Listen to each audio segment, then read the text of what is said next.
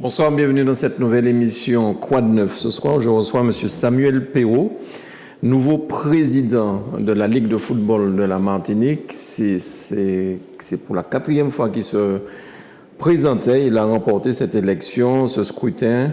Il a été élu pratiquement avec 75% des voix. Monsieur le Président, bonsoir et merci d'être venu à Zouk Télévision. Bonsoir, Monsieur Granier, avec plaisir, et je salue tous les téléspectateurs de Zouk TV. Alors, 75% des voix, c'est un plébiscite, finalement. Il n'y a pas tellement eu d'opposition, il n'y a pas eu tellement de voix pour l'opposition. Alors, l'opposition était présente. Ce qu'on peut regretter, c'est qu'elle n'a pas pu, effectivement, présenter une liste valide, ce que nous avons regretté, hein. Et d'ailleurs, je corrige tout de suite, c'est pas l'élection d'un homme, c'est l'élection d'une liste. Cette liste Mission 2024, composée de femmes et d'hommes qui souhaitent s'engager, souhaitent continuer à s'engager pour le football et pour la société martiniquaise plus largement, et qui, pour certains, qui veulent venir parce qu'ils ne faisaient pas partie du comité sortant. Et dans le sens de l'ouverture, nous avons accueilli un certain nombre de personnes. Donc voilà, plébiscite, on est content qu'effectivement une grosse majorité de présidentes et de présidents de clubs nous ait fait confiance une nouvelle fois, puisque même s'il n'y avait qu'une seule liste, c'était pas acquis, hein, puisqu'il fallait quand même avoir 50% plus 1 des suffrages exprimés, en l'occurrence une majorité absolue de 50% plus 1. Nous avons obtenu 75%. Il y avait quelques contre qui représentaient justement peut-être une partie de cette opposition. Et voilà, l'essentiel maintenant est de se tourner vers l'avenir. De travailler. Voilà, et de travailler. Alors, mais cette liste, elle vous a attaqué devant le juge des référés. Ça a été quand même assez loin. C'est les dissensions, qu'est-ce qui les opposait tellement à vous? Alors, moi, j'ai eu l'occasion de le dire. J'ai regretté qu'il y ait eu effectivement des attitudes qui n'étaient pas forcément fair-play. J'ai même parlé à un moment de coups bas, de coups en dessous de la ceinture. Ce que nous avions souhaité, c'était un débat d'idées, de pouvoir confronter nos projets. Malheureusement, en face, il n'y avait pas de projet. Il y avait simplement peut-être quelques personnes qui tout simplement souhaitait ne plus voir Samuel Perrault et certaines personnes de son équipe à la gouvernance du football martiniquais. Donc voilà, on n'a pas très bien compris. Alors c'est vrai qu'il y a eu ce petit battage à la fois médiatique et contentieux juridique, mais bon, nous étions complètement sereins par rapport à tout ça. Il y a eu d'abord cette commission de surveillance des opérations électorales, totalement indépendante, il faut le souligner de nouveau, qui a donc invalidé la liste la liste opposante pour des raisons bien précises et qui étaient justifiées juridiquement. En l'occurrence, le fait que deux des colistiers n'avaient pas au moins 6 mois de licence. Donc ça, c'était clair et net. Et il y a eu ensuite une tentative de conciliation devant ce qu'on appelle la cellule de conciliation du CNOSF, le Comité national olympique et sportif français. Donc ils ont été déboutés devant le CNOSF et ensuite ils sont allés devant le juge des référés et qui leur a dit que ce qui reprochait en l'occurrence ne relevait pas de la compétence du juge des référés, et avec un argumentaire qui balayait quelque part ce qu'ils avaient mis en avant. Donc voilà, maintenant, je ne sais pas s'il compte aller plus loin. Nous, on continue à être sereins. Et l'essentiel, c'est de pouvoir, je le répète, avec l'ensemble des acteurs du football martiniquais, développer ce projet Mission 2024. Alors, vous avez parlé des femmes aussi qui composent votre liste. Quelle est la place des femmes dans le football à la Martinique? On voit qu'il y a une Martiniquaise, Wonao, qui fait de très belles choses en France métropolitaine. Est-ce que chez nous, les femmes ont une énorme place dans le football martiniquais? Alors d'abord, à la gouvernance du football, et c'est pas spécifique à la Martinique, c'est malheureusement quelque chose qui est un petit peu commun au monde du football international, national. Il n'y a pas suffisamment de femmes à la gouvernance du football. Le football est encore, malheureusement, gouverné par des hommes et par des hommes âgées, il faut le dire. C'est pour ça qu'on essaie de travailler dans ce sens. Hein. Le comité sortant avait 4 femmes en son sein, hein, 4 femmes sur 18 personnes. Là, malheureusement, on n'a pas pu atteindre ce quota de nouveau. Nous avons quand même 2 femmes très impliquées dans le football et qui sont avec nous. Mais il y a, et tant mieux, et je crois que c'est assez particulier à la Martinique, beaucoup de femmes dirigeantes de clubs. Il y en a vraiment plusieurs. Et ça, c'est une bonne chose. Et puis, nous développons tout ce qui est pratique féminine jeune, pratique féminine senior. Là encore, il y a du travail à faire. Mais c'est vrai, nous avons des ambassadrices. Hein. On parle de Wendy Warner parce que c'est vraiment l'icône. Mais il y a d'autres jeunes femmes qui frappent à la porte du très haut niveau et qui aujourd'hui sont dans des clubs professionnels ou semi-professionnels en France hexagonale. Et puis il y a également, donc je l'ai dit, des dirigeantes au sein des clubs qui permettent quelque part de féminiser ce football qui est encore trop masculin. Est-ce qu'il y a des femmes arbitres en Martinique ? Oui. Là aussi, on travaille sur ce volet-là. Il y a même une jeune femme qui aujourd'hui frappe à la porte du haut niveau de l'arbitrage national, hein, qui probablement sera candidate à une formation, une qualification d'arbitre fédéral très bientôt. Et c'est Madame Yelji Abati, hein, qui est une Martiniquaise qui arbitre déjà au niveau régional, régional 2, régional 1 aussi, elle fait la touche. Et puis il y a aussi beaucoup de très jeunes. Vous savez qu'il y a ce qu'on appelle les jeunes arbitres de ligue et qui ont entre 15 ans et 22 ans. Et on a pas mal de jeunes arbitres de ligue féminins. Alors, Monsieur le Président, puisqu'on parle des arbitres, vous vous rappelez, il n'y a pas si longtemps que ça, un arbitre qui a été frappé jusqu'à chez lui, je crois. Pourquoi cette animosité face aux arbitres ? Parce qu'on parlait tout à l'heure là de fair play, probablement c'est un joueur ou des parents d'un joueur qui n'étaient peut-être pas contents d'une sanction, mais en arriver jusqu'à là. Voilà, alors effectivement, c'est malheureusement un événement qui a défrayé la chronique. Nous étions, ces 3 dernières années, sur une courbe plutôt favorable, avec une décroissance des faits d'incivilité et de violence dans le football. Et puis, ce début de saison, 2019-2020, donc plutôt 2020-2021, a été marqué par 2 ou 3 faits particulièrement inquiétants. Donc nous suivons ça avec beaucoup d'attention. Il y a des choses qui ont été enclenchées pour essayer d'inverser cette tendance. D'abord sur le volet répressif, nous avons signé une convention avec le parquet, une convention tripartite entre l'Union nationale des arbitres, qui est le syndicat, entre guillemets, des arbitres français, mais AS, la section Martinique, donc la Ligue de football et le parquet, de manière à pouvoir accélérer les procédures judiciaires lorsqu'il y a des voies de fait sur les officiels et en particulier sur les arbitres. Ça a très bien fonctionné, d'ailleurs, cette convention, puisque elle a été malheureusement inauguré par cet événement qui s'est produit du côté de Saint-Pierre.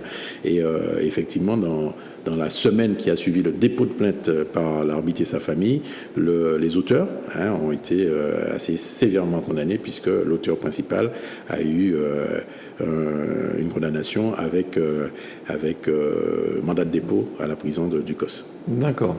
Alors justement, comment se porte le football en général en Martinique ? On sait que les stades, c'est vrai qu'en ce moment, il y a le coronavirus, donc c'est peut-être pas évident, mais on sait que depuis quelques années, les stades ne remplissent plus.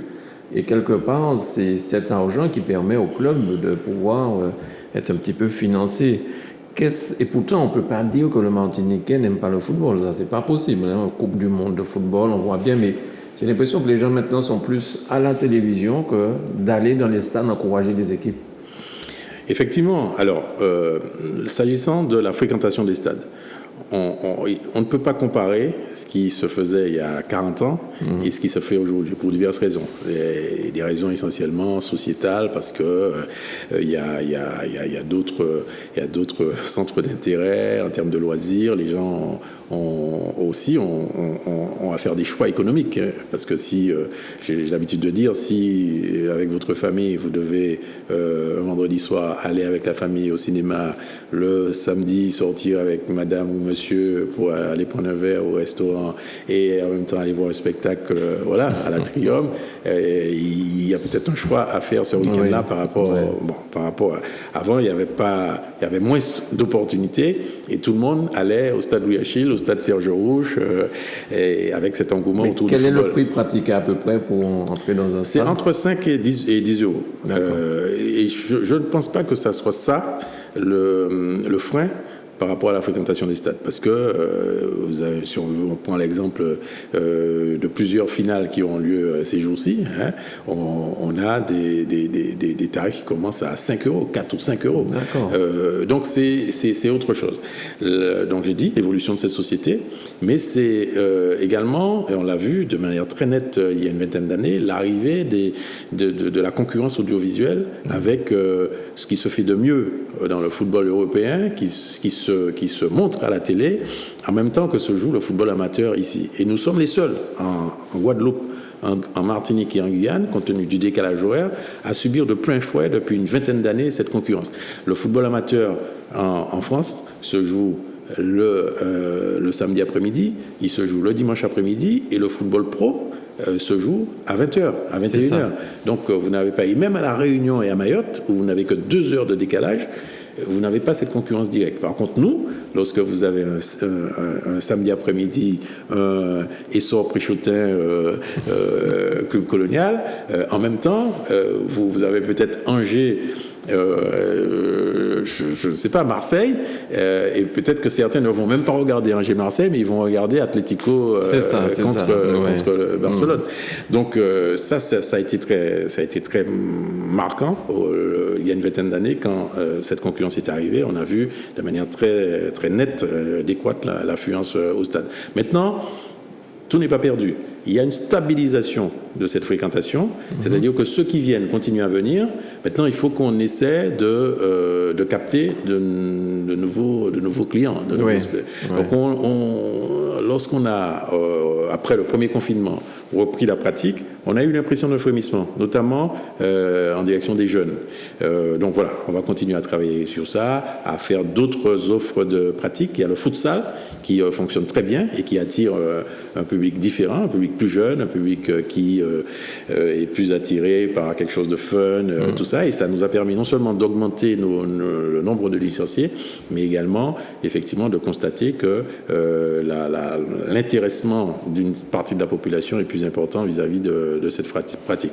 Alors maintenant, on est ouvert à toutes les solutions, hein, ceux qui ont des idées pour permettre de trouver des solutions pour faire revenir les gens, pour offrir ces autres pratiques. Nous sommes à l'écoute, mais nous avons aussi dans notre projet justement un dossier qui est celui de faire évoluer le statut du football martiniquais d'un statut amateur à un statut semi-professionnel ou ce qu'on appelle promotionnel.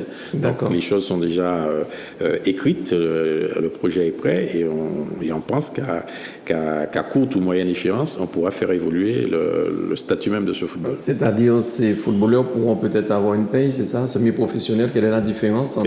Exactement. On souhaite évoluer. Alors, 2 modèles qu'on va calquer. D'abord, c'est le modèle du RSMA, on peut le dire. Hein. Oui. Que fait le RSMA? Le RSMA, grâce à des fonds structurels européens et grâce à des fonds de la collectivité territoriale de Martinique, arrive à mettre en cursus de réinsertion sociale des jeunes martiniquais et de jeunes martiniquaises.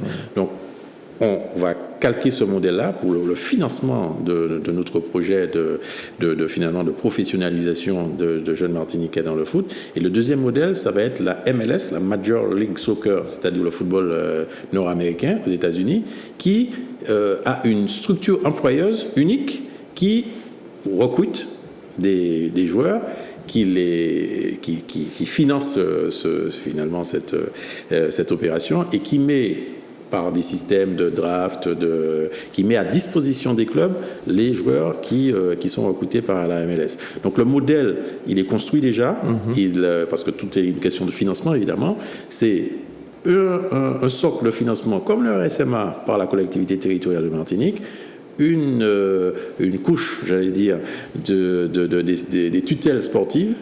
Nos tutelles sportives, c'est la Fédération française, c'est la CONCACAF, c'est la FIFA. Nous avons des opportunités financières qui sont de plus en plus intéressantes, et même de l'UEFA. Donc on va apporter une couche par rapport au financement de ce projet. Et puis ce sur quoi on compte beaucoup, ce sont les fonds structurels européens, comme le RSMA, le Fonds social européen, et même le FSE+, qui est une nouvelle mouture de ce Fonds social européen, pour pouvoir financer ça. Et puis une dernière couche, j'appelle ça le quatrième étage de la fusée, qui est un petit peu plus aléatoire, c'est j'allais dire la contribution des grands systèmes économiques. Les télés, les régies publicitaires, les petites, moyennes et grosses entreprises, les holdings, qui ont les moyens de venir aider un peu le sport et même la culture dans un esprit de cohésion sociale. Donc le dossier est prêt. Il sera d'ailleurs quelque part expérimenté par le fameux projet Inserfoot qui démarre le mois prochain, le 8 février.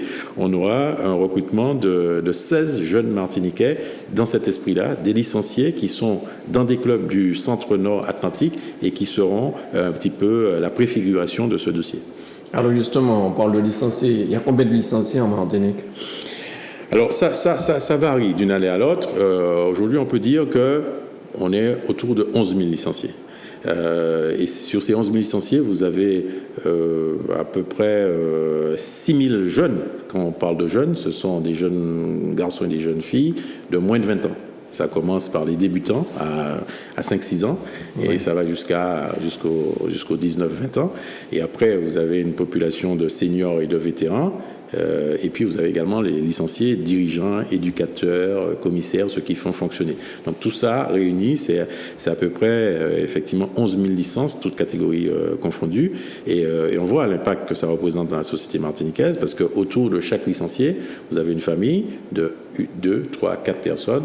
Donc c'est un impact social sur la société martiniquaise qui peut représenter 40, 50 000 personnes concernées par le football. Ouais.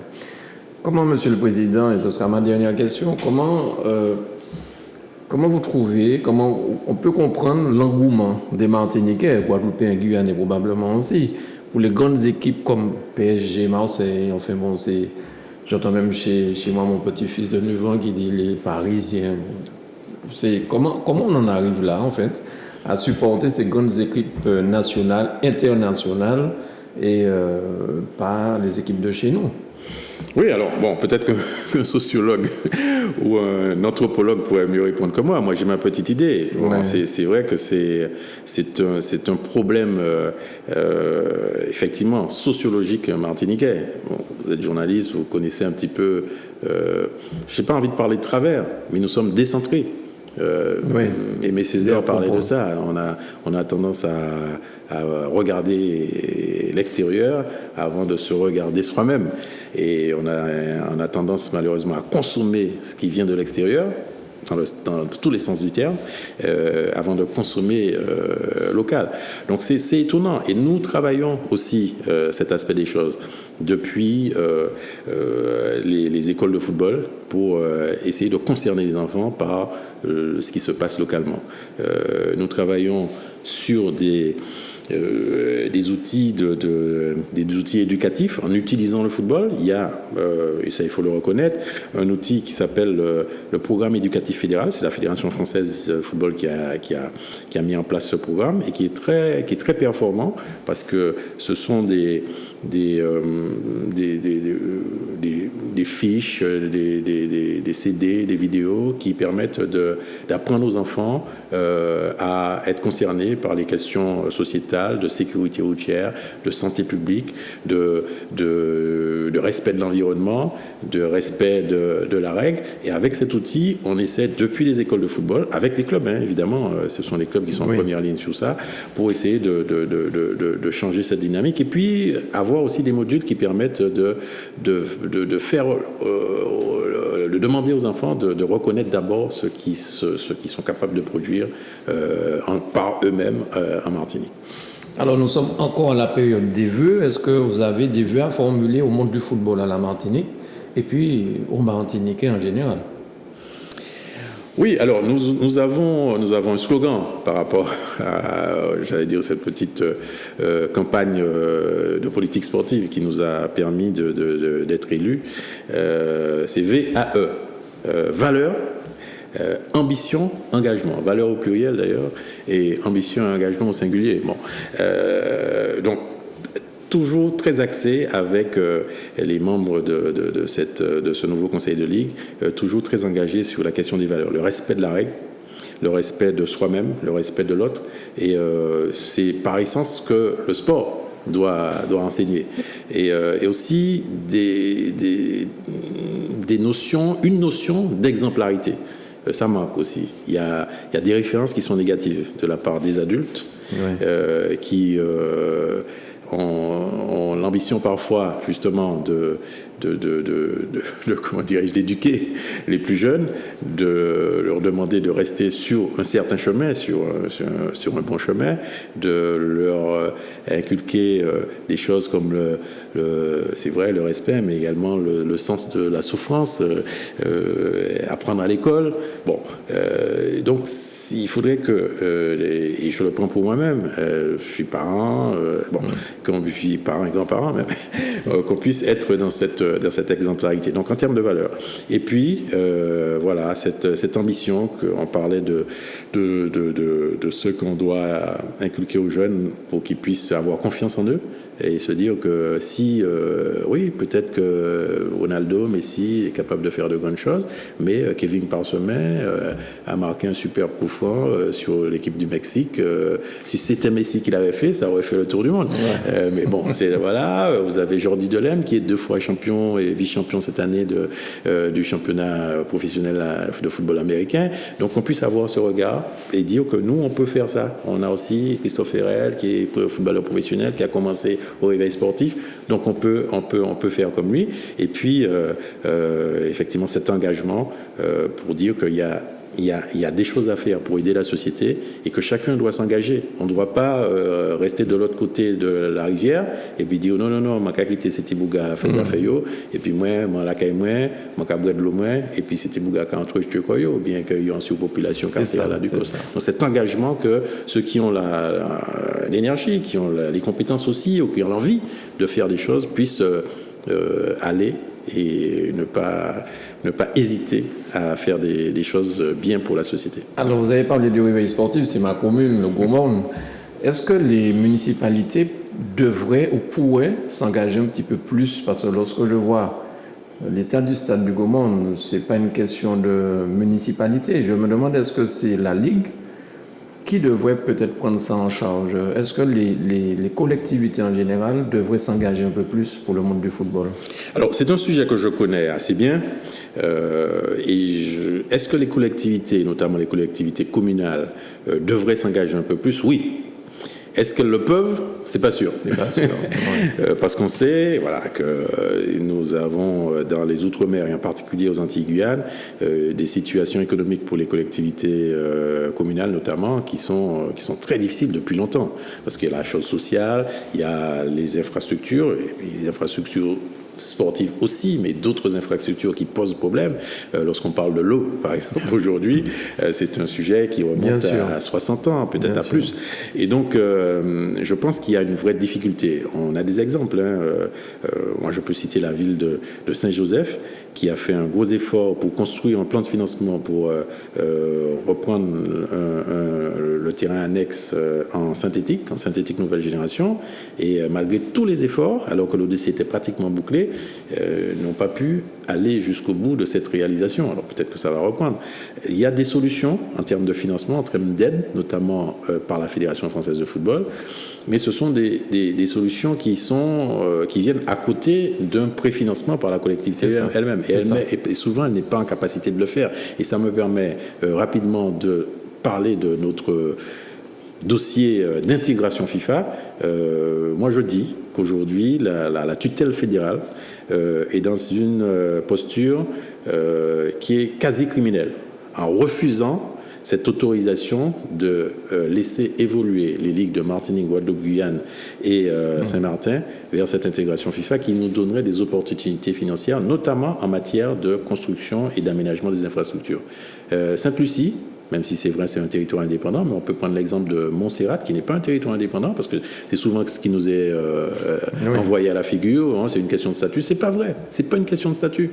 C'est une volonté qui n'est pas présente de la part de cette Fédération française de football, qui refuse de donner son accord, comme la Fédération hollandaise a donné l'accord à Sint-Maarten, la partie hollandaise de Saint-Martin. Donc je disais, Montserrat vient de construire un centre technique avec plusieurs terrains de foot, avec des logements pour la formation des jeunes, financés à 100% par des fonds forward FIFA. Sainte-Lucie a construit un nouveau terrain synthétique du côté atlantique, à Dennery, 100% de $600,000, financé 100% par les fonds FIFA. Donc nous, on dit, il y a cette opportunité, il n'y a plus d'argent dans les caisses de l'État, il n'y a pas d'argent dans les caisses des collectivités locales, malheureusement. Ce sont des opportunités qu'on nous refuse. Très bien. Merci beaucoup, Monsieur le Président, d'être venu nous donner toutes ces explications. Et puis, longue vie au football martiniquais, en espérant que les stades soient remplis de plus en plus. Absolument. Et vous pouvez compter sur Zouk TV si vous avez à faire passer des messages, des spots même. Ce sera avec grand plaisir. Avec plaisir. Merci, Monsieur le Président. Merci, Grégory, pour la réalisation. Merci à vous, chez vous, de nous avoir suivis. À bientôt.